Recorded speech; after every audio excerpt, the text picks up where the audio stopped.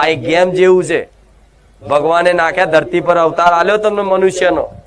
હવે એમ કે તમારી ઉત્પત્તિ, તમે કોણ છો, તમે ક્યાંથી આયા છો, બસ એની શોધ કરી લો. તમારું કોણ છે એ તમે પ્રાપ્ત કરી લો તો તમારો ઉદ્ધાર થઈ જશે, તમને મોક્ષની પ્રાપ્તિ થઈ જશે, સુખની અનુભૂતિ થઈ જશે.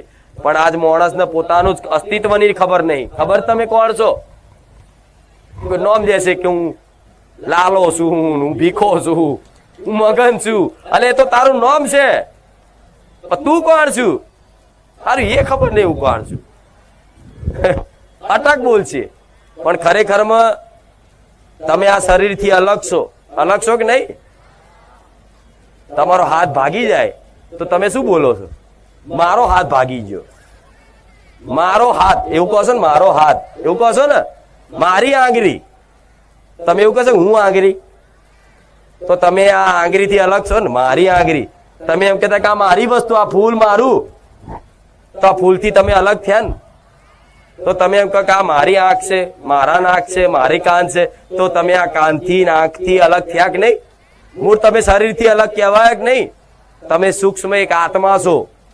આત્મા રૂપી પરમાત્મા અંદર છે ને, અને આત્માને હંમેશા ક્યાંની ભૂખ હોય? પ્રાર્થનાની, ભક્તિની, ભગવાનની. સ્કૂલમાં સાંભળ્યું છે લખેલું, પ્રાર્થના એ આત્માનો ખોરાક છે. લખેલું સાંભળ્યું છે, એવું જોયું છે?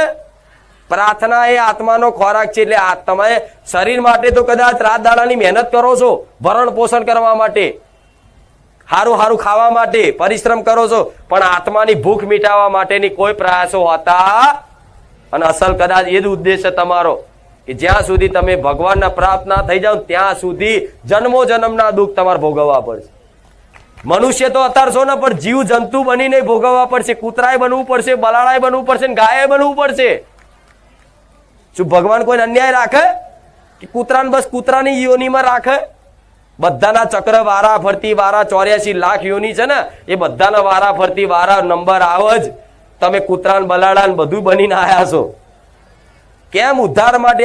આ કેવા જીવ બેઠા છે જોઈ લો, બહાર જોઈ લો.